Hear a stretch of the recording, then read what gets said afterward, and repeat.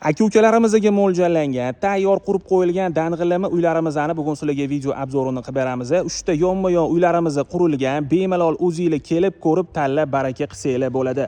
Uylarimiz Toshkent tumani Kirov mahallasida joylashgan, orientirimiz Uzgazoyev ko'chadan kirganda bo'lyapti. Mahallamizni ko'rib turganingizdek juda ham fayzli va juda ham tinch mahalla. O'zi bu Kirov mahallasini ko'pchilik yaxshi biladi. Mana shu uglovoy qismda joylashgan uyimiz 3 sotix 6 ta xona va bitta holdan iborat. Tashqarilariga shunaqa chiroyli qilib zelenoy zona qilingan, archalar ekilgan. Uyimizning tashqarisiga bitta mashina qo'ysanglar bo'ladi. Qolgan ikkita uyimiz bo'lsa, mana shu tupik ko'chamizning ichida joylashgan. To'g'rimizdagi uyimiz 2 sotix 6 ta xona va bitta holdan iborat.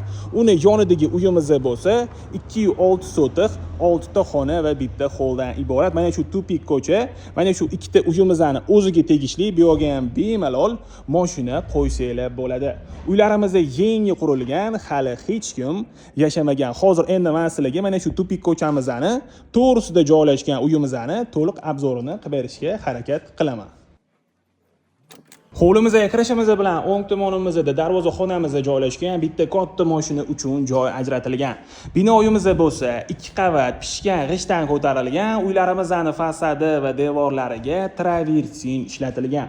Bu uyimizda mashina uchun alohida darvoza va bu yerda paradniy eshik tayyor o'rnatilgan. Kirishimiz bilan chap tomonimizda hovlimiz uchun sanuzel, bu yerda bo'lsa yozgi oshxonani ko'rishingiz mumkin. Yozgi oshxonamizning hamma sharoitlari bor.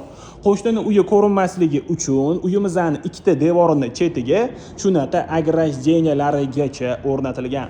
Uylarimizda gaz, svet, suv, kanalizatsiya, internet hamma kommunikatsiyalari bor. Hozir endi men sizlarga binoyimizning ichiga kirib, xonalarini ham ko'rsatib o'taman.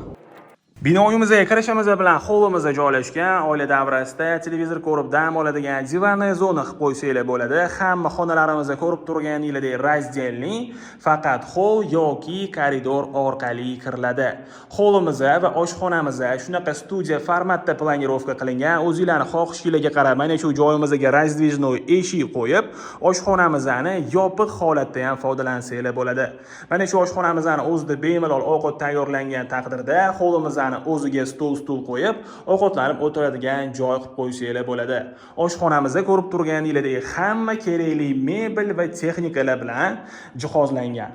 Uyimiz avtorskiy proyekt asosida ta'mirlangan, devorlarimizga sifatli moyishiy aboy va attachento ishlatilgan. Bu yerdan ikkinchi qavatga chiqsa bo'ladi, bu yerdan bo'lsa podvalga tushsa bo'ladi. Ikkinchi qavatimizni va podvalimizni sizlarga videomiz davomida ko'rsatib o'taman.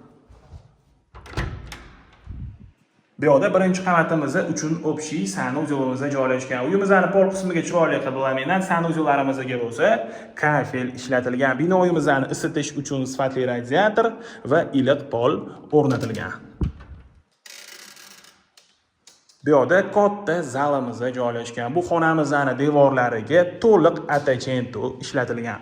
Juda ham chiroyli chiqqan deb o'ylayman. Sizlar ham o'zingizlarning shaxsiy fikringizni bemalol kommentariyada qoldirsanglar bo'ladi. Aynan mana shu xonamiz orqali orqa hovliga chiqsa bo'ladi. Ataylab orqa hovli qilingan, havo aylanib turishi va xonalarga yorug'lik kirishi uchun qilingan. Sushka qilib ham foydalansanglar bo'ladi. Uyimizning hamma xonalarida ko'zni charchatmaydigan yorqin ranglar ishlatilgan. Bu yerda bo'lsa spalnyamiz joylashgan. Bu xonamizning oynasi orqa hovliga qaragan. Uyimizning har bitta xonasida shunaqa chiroyli pardalarni va lyustralarni ham ko'rishingiz mumkin. Hamma xonalarimizga tayyor podzakaz krashinli sifatli eshiklar va sifatli romlar ham o'rnatilgan. Hozir endi men sizlarga ikkinchi qavatga chiqishdan oldin podval qismimizni ko'rsatib o'taman.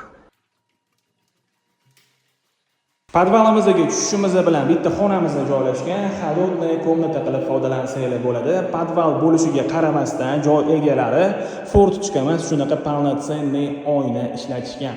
Podvalimizning pol qismiga shunaqa chiroyli qilib kafel qilingan. Bu yerda bo'lsa uyimizning yuragi bo'lgan kotelniy sistemamiz o'rnatilgan, hamma оборудованиemiz ishlatib tayyor qilib qo'yilgan.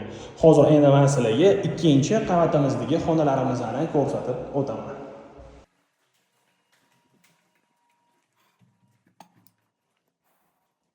Zinalarimizga e'tibor bersanglar, juda ham chiroyli chiqqan. Zinalarimiz yana ham chiroyli bo'lishi uchun shunaqa podsvetkalargacha o'rnatib qo'yilgan. Juda ham chiroyli chiqqan.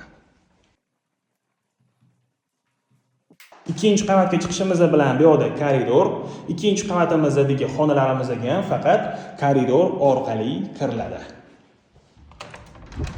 Ikkinchi qavatga chiqishimiz bilan o'ng tomonimizda bo'lsa, ikkinchi qavatimiz uchun zalimiz joylashgan. Bu xonamizda ham shunaqa chiroyli pardalarni va lyustrani ko'rishingiz mumkin.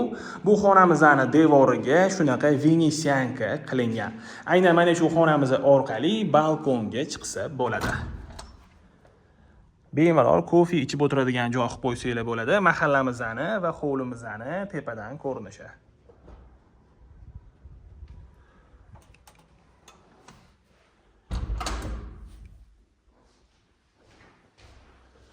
Bu yerda iliq pollar regulyatorlarini ko'rishingiz mumkin.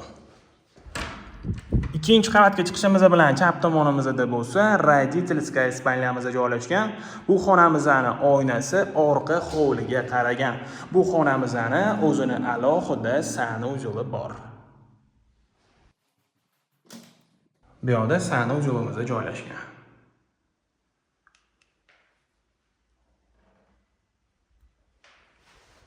Uyimizni ko'rib turganinglardek yashash uchun tayyor holatda bitta katta oila maza qilib yashasa bo'ladi.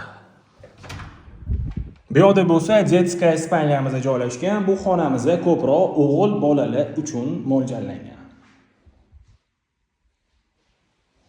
Bu xonamizning ro'parasida ham детская spalnyamiz joylashgan. Bu xonamiz bo'lsa ko'proq qiz bolalar uchun mo'ljallangan. Bu xonamizning oynasi hovliga qaragan. O'g'il bolalar uchun mo'ljallangan детская spalnyamizning oynasi bo'lsa orqa hovliga qaragan. Ikkita spalnyamizning o'rtasida bo'lsa ikkinchi qavatimiz uchun общий sanuzelimiz joylashgan. Juda ham fayzli xonadon. Uylarimizga qiziqadiganlar bo'lsa, bemalol murojaat qilsanglar bo'ladi. Uylarimizga yoqqan bo'lsa, like bosinglar. Hozir aytib o'tganimdek, bemalol kelib, ko'rib, tanlab, baraka qilsanglar bo'ladi. Bu videomizni yangi uy qidirgan do'stinglarga yuborib qo'yinglar.